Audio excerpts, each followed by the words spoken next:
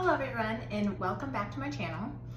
I hope that you like and subscribe. If you subscribe, then you get notifications on whether or not I make new videos, and then I also know if my content is interesting enough to, keep going.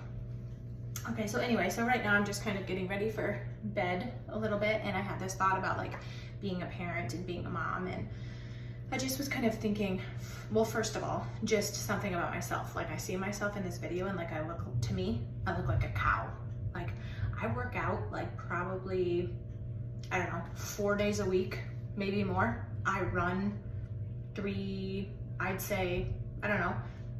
to 4 days a week I run. And it's like, this shirt makes me look like a dang cow. And it's like, what the heck?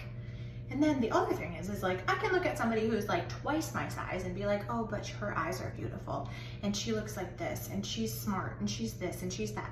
But when I see myself like this, I'm like, ew, disgusting. What a cow, or what a this, or what a that. And I know that I'm not super overweight or anything, but it's like I eat pretty clean for the most part. I would say like most of the time I eat fruits, vegetables, fiber, protein. I lift weights. I run. I feel like I do a lot. So it's like I'm doing a lot, and then I don't feel like I'm seeing the progress that I really want to see. Anyway, so back to my thing. So Monday I had a PDO, and I was thinking about like how I spent most of my day cleaning, right? So most of my morning I was wiping out cupboards and mopping the floor and doing this stuff. And I got to thinking about how being a mom or a parent or whoever does like the housework or the things that need to be done, how like unappreciated or unappreciative it feels. But I thought, if you're underappreciated and you clean a lot and you take care of your house, or you take care of your kids, or you do this or that, and like you don't have a lot of thank yous and you don't have a lot of mention of it, I almost thought that is actually like a good thing, because it means that you're consistent. They don't even know that the house could be dirty. They don't even know that their laundry could not be done. They don't even know that the toilet is clean because you do it, so if you take that and you think of that instead of like, I work a full-time job and then I come home and I spend my weekends cleaning and doing laundry and doing this and doing that, and all I'm doing is taking care of everybody else, which I literally feel like that's all that I do. And I live like 20 minutes from my job, so it's like I have to leave, a half hour early, and then I don't even get home till a half hour later. And it's just like, it's a lot. And I have 4 kids. They're 10, 7, 2, and 3, 3 and 2, and 3 girls and a boy. And it's a lot. I mean, right now is baseball, softball, or t-ball and softball season. And there are days where we have 2 games in a row.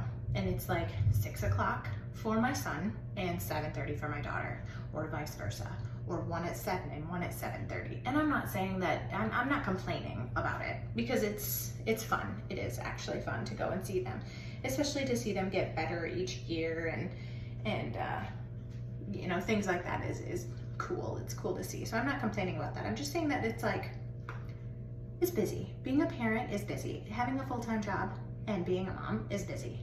And then my husband has like his own business, so he's gone all the time. So it's really like put onto me. And sometimes it's like society like expects women, or maybe it's just women put it on ourselves, to like, we're supposed to be like these, like I've heard it before. We're supposed to work like we don't have kids, and we're supposed to raise kids like we don't work. And to me, it's like, if that's bothering you and you think that you're not doing a good job, it means that you're doing a good job. You are doing a good job. Like the other saying, the only parents that care or wonder if they're doing a good job are good parents. Because you're wondering, you're thinking, am I doing this right? I don't even know how much time I spend thinking about, am I going to affect my kids the way that my parents maybe affected me? Are they gonna have issues? And then it's like, what can I do to not give my kids these issues? And what can I do to stop this from happening? And it's a lot. It's a lot to be a mom. It's a lot to, it is. And it's really, I'm not trying to complain, because there are so many people out there who can't. You know, they can't have babies, or they can't have children, and that's sad. It is sad to me. Or they're trying to adopt, or, you know, things like that. And it's sad, because everybody should have the chance or the opportunity to be a parent if they want to. Because it is a blessing. At the end of the day, it is a really big blessing, and it really makes you grow. It really does. I had my first daughter when I was 27, and before that, I drank a lot of beer, and that was pretty much my life. I was either drinking after work or hungover in the morning. I jumped from job to job to job. I was with my boyfriend at the time, and he was basically the same. He didn't have any vision of the future, or any care of tomorrow, or a thought of tomorrow, or anything like that. So we weren't really a very good couple, because I had visions and stuff, but I didn't know how to do it myself, and he had none. So it didn't work. So when I turned 27, or when I was 27, I had my first daughter, and it changed my life. I was off for a year with her. I moved to the town that my parents lived in. So I was off work for a year, like I said, and so I did a lot of running in that year, and it completely changed like my personality. Then I got back into work. A couple years later, I had my son. And after I had him, it really changed me. I realized that like it's time to grow up, and I had to. I didn't have the option to not grow up. I had to grow up. And their dad did not want to grow up. And like a regular person who wants a relationship and wants a happy family and this and that, I moved on, right? And that's okay. And I continued to drink and, you know, dabble with that. I had obviously the 2 more kids, and my postpartum was so bad with both of them. With Hazley, my first daughter, or my first little one, with him, so my 3-year-old now. It was like I hated my husband. I hated him, everything about him. And he's not very sensitive and very empathetic and things like that.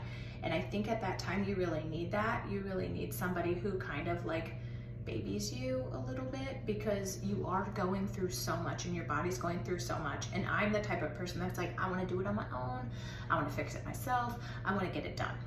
And when you're in that so emotional time, it's really hard. And I finally got back into running again and working out and things like that. And then I got pregnant again with my youngest. And then after that, I was like, no more. I can't do this anymore. But being pregnant, I loved being pregnant. Like, I was perfectly fine being pregnant. I wasn't sick. I wasn't anything like that. Then I had her, and my postpartum was back, and it was like, hated my husband again. I hated him. I wanted nothing to do with him. I couldn't stand being around him. I couldn't stand talking to him. I never had anything against my kids. I never had that type of postpartum. Mine was just against him. It was just like, I just didn't want to be around him. And I wanted him to want to be around me and to be kind to me and empathetic.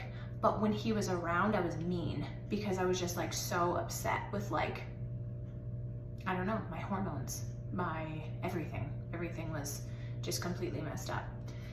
And I did end up, I drank too much one night, and he called the cops, and I ended up spending the night in jail. And although that was terrible, it actually was a blessing. And there are things in life that are bad that happen to you that actually turn into a blessing, because that completely changed me. Like, that was like my rock bottom, I guess. You know, it's not like I was never like terrible, but that was my rock bottom, where it was like, you know what?